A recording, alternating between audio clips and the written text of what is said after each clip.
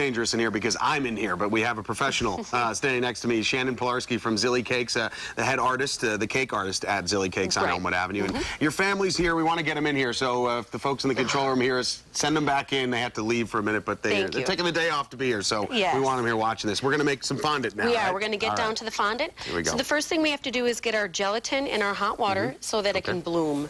And we're going to put this on the side just to get it to bloom. And while that's coming to where it needs to be. Now, by bloom, you mean what? Does it congeal with everything? Congeal, and we're going to add in all our other ingredients. So we have our glycerin. Glycerin. You said you can get this at what? You can get it at Joann Fabrics or Michael's. Okay. I know that Maple Leaf Foods also has it. So that's our glycerin and our shortening. Shortening, glycerin, okay. And our corn syrup. Corn syrup. And now, what are these two here? These are our powdered sugar. Okay. And we're going to put that into the mixer, if you would. Into the mixer? Yes, please. And it is sifted powdered sugar, all of it, that one and the big one. All right. Easy enough. No measuring needed there. Great. So dump them all in there. Okay. And we're going to put this into the microwave. And get it all melted up. All right. Ooh, we got a little white, little smoke coming up here right now. Poof. So if air tastes good in the kitchen this morning. Go inside and make a little well for us to pour this mixture in. All right. Just kind of digging around there. There we go. And you can see that that gelatin's starting to, there you go. It's all to come together. Absolutely. All right. So once that melts up, we'll add this into it. Okay, and then we get the, how long are you going to actually blend this stuff for in the... It doesn't take real long. Once it comes to a doughy kind of texture, it's really kind of sticky. It's mixed. It's mixed, right.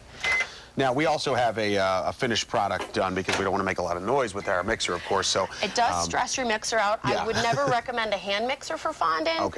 If you have the patience, you could knead it by hand. So it's got to be even. It's got to be done the right way, right? It has to be that smooth, doughy consistency.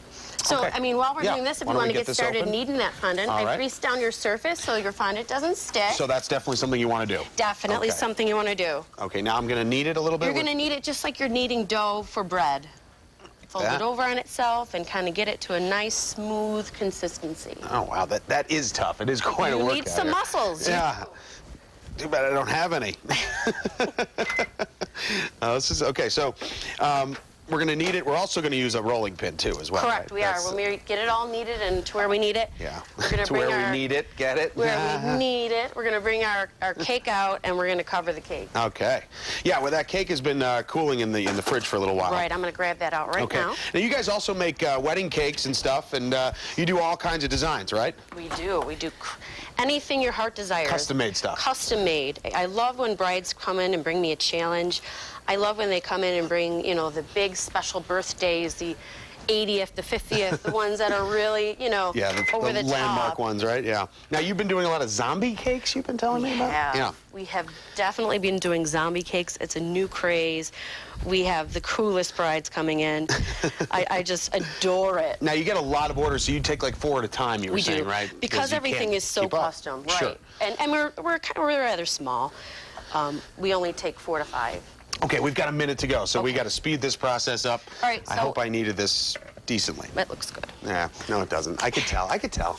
So you're going to really want to cornstarch down your surface. All right. Okay. This stuff is really tough. It fights back. It does. It doesn't want to be rolled out. No, it doesn't. It doesn't, but it's going to look great. Yeah. Really quick, hey, Paul, can we get a shot of this cake? This is one of just an idea of what they can do. That is a cake of the skyline, and this was a wedding cake, right? Or part of a wedding cake. Right. I did a, you can go ahead and start kneading. Go ahead and start knocking things over. All right. Yeah, so tell us about that wedding cake real quick. We did a custom wedding tower that had cupcakes all down it, and a little version of this cake was on the top. Unbelievable. And we did a little veil for the bride buffalo and a bow tie for the groom. It was really cute. Good stuff. All right. Well, the family's back here. We want to give them a little FaceTime on Winging It here. Say hi. Who are we looking at here? Oh, this is my daughter, Sarah, and my husband, Scott. Sarah and Scott, why don't you guys toss the break for us? Say bye. We'll be right back. Bye. We'll be right back, everybody.